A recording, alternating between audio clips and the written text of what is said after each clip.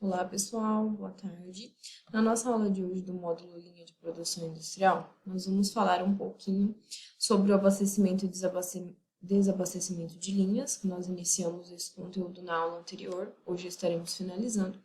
E vamos falar também sobre a liberação das ordens de produção, tá? Esse conteúdo aqui, da liberação de ordens, eu também dividi em duas partes, porque é um conteúdo um pouco mais longo, então hoje nós veremos a primeira parte, na próxima aula nós veremos a segunda parte desse conteúdo. Bom, gente, estávamos falando anteriormente, né, do abastecimento e desabastecimento das linhas. E nós vimos que existem basicamente dois sistemas, né, que são os mais utilizados aí, que é o Just-in-Time e o sistema Kanban, tá? Então, nós iniciamos falando um pouquinho do Just-in-Time anteriormente, né? Então, nós estávamos falando sobre as informações que são importantes para montar uma planilha de fluxo, né? Nós vimos as embalagens, os equipamentos de transportes, os custos, né? O PPCM, a engenharia industrial e a árvore do produto. Então, pessoal, após todas essas informações coletadas, né, para a planilha de fluxo, nós vamos então montar, né, a linha. Então, eu vou ter tudo que eu preciso de informação para pensar na elaboração da minha linha, né, do meu fluxo de abastecimento da linha. Então, eu trouxe aqui para a gente ver um passo a passo, tá, de como nós iremos montar, né, pensar nesse fluxo, como eu deixo isso mais fácil, como eu deixo tudo mais fluido dentro da linha, como a gente já falou bastante. No abastecimento de linhas e desabastecimento, o fluxo deve andar junto com a produção. Então, eu não posso deixar a minha produção sem matéria-prima, né, para rodar, e eu também não posso deixar de tirar os produtos lá do final da linha, porque isso vai gerar um atraso, né, no meu sistema. Então, eu preciso sempre estar colocando as coisas de forma, né, colocando matéria-prima e montando esse fluxo de forma que se tenha, né, um bom andamento, né? Temos que pensar no tempo de abastecimento, no tempo de desabastecimento, né? Temos que pensar como isso aqui vai interferir em determinada etapa, né? Eu devo deixar isso mais tempo? Eu devo deixar menos tempo? Quais os pontos mais críticos, né, dentro da minha linha?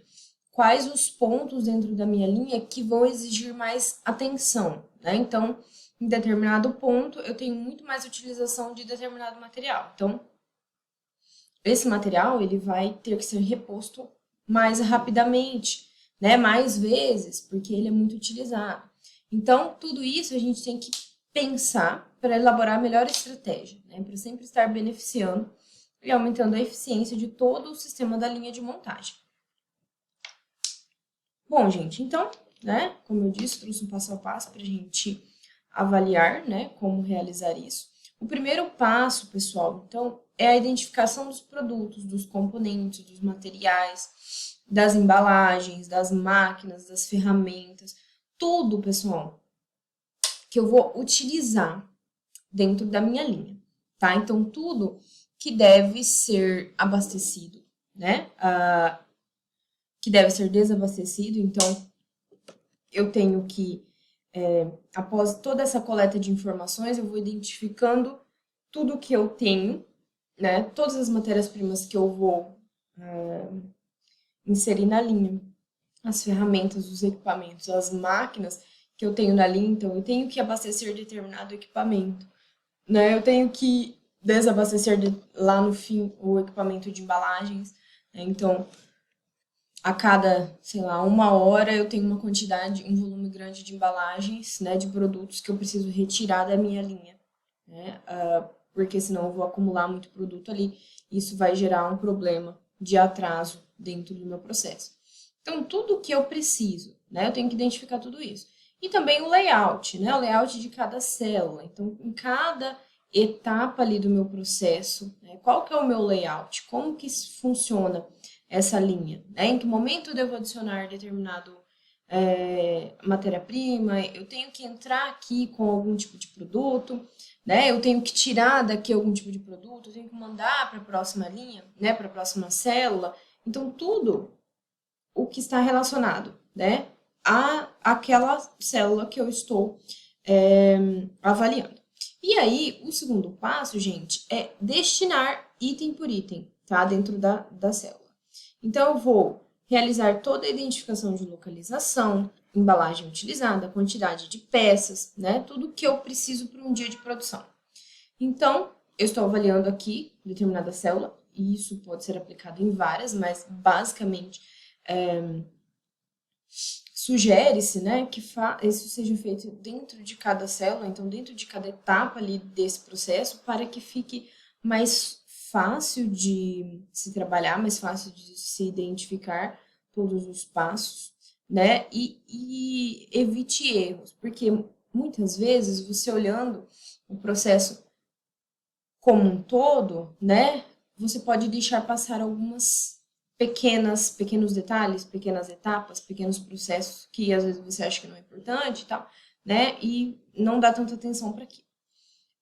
Então, aqui, eu vou olhar dentro da minha célula, tá?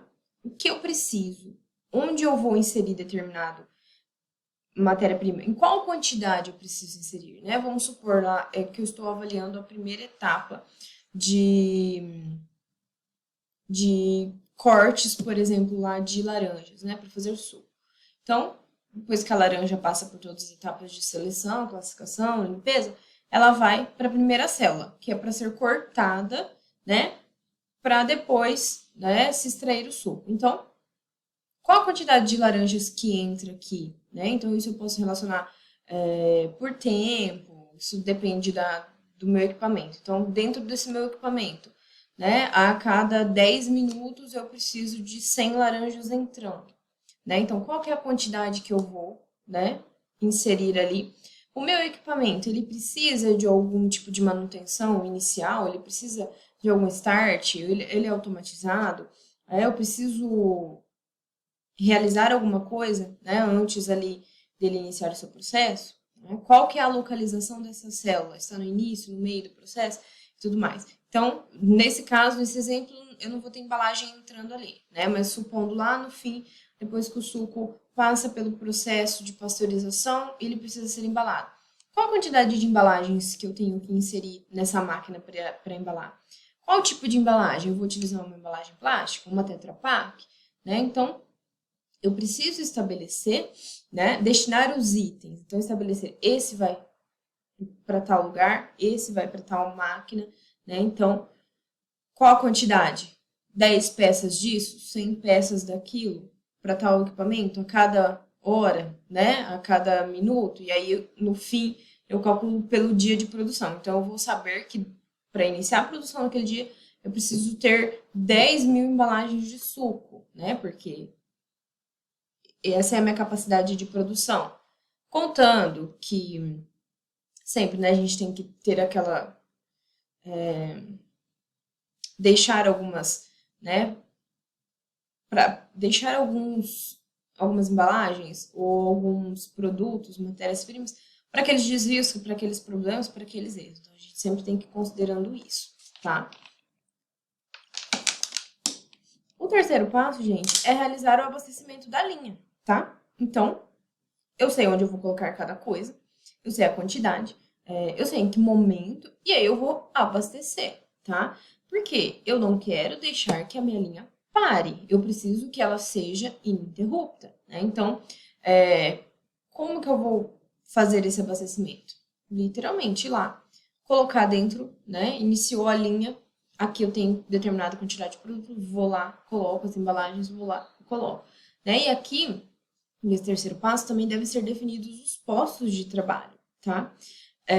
Localização das máquinas, equipamentos, embalagens, tudo tem que estar no lugar certo, no tempo certo, tá? Por quê?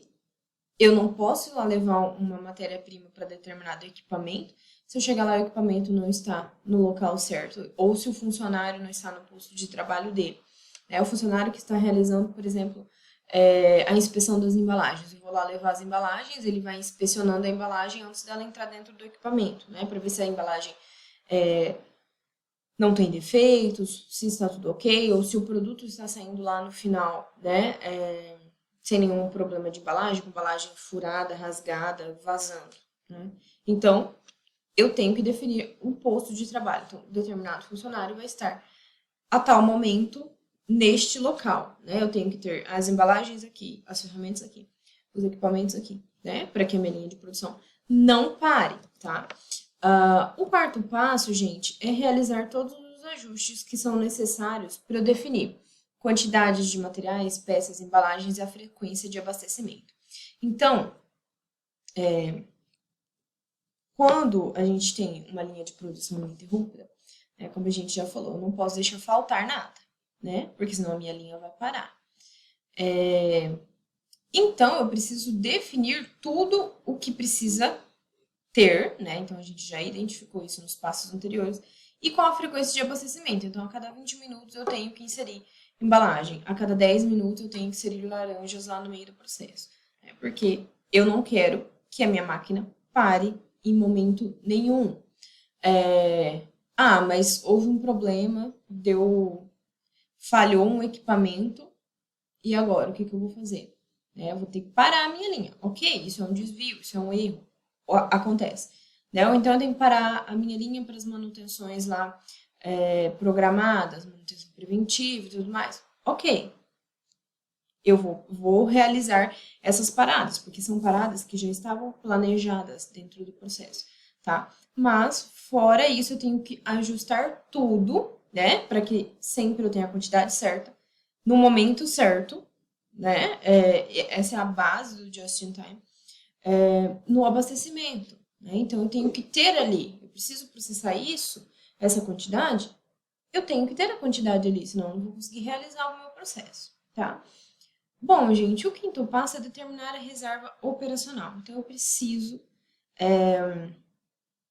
determinar a minha reserva de produto, de matéria-prima, né? Que eu tenho que ter ali no meu estoque para garantir que não vai faltar, né? Então, se eu tenho que abastecer todos os dias 1.000 peças de determinada matéria-prima, eu tenho que ter uma reserva.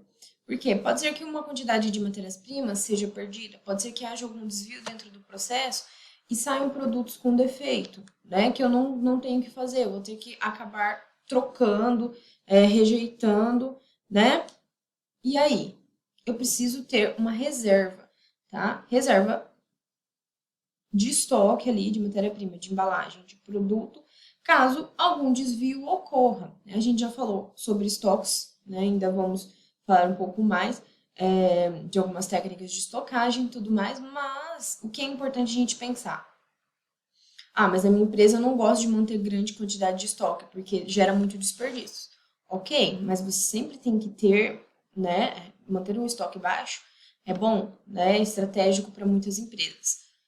Mas também deve-se manter uma reserva, tá? Aquela reserva que, se algo ocorre errado dentro da produção, eu tenho algo para repor imediatamente, tá? Então, é algo mais como uma segurança para o processo, para a linha não parar, né? Então, eu não posso deixar que a minha linha pare, porque se a minha linha parar, eu vou ter um monte de equipamento ali que vai demorar mais tempo para ser religado, muitas vezes tem que ser recalibrado do início do processo, e isso já vai gerar uma perda de tempo, perda de energia e tudo mais. Então, sempre determinar ali. A minha reserva operacional vai ser determinada quantidade. Então, 1.000 peças de reserva, 2.000 peças de reserva, 5 peças de reserva.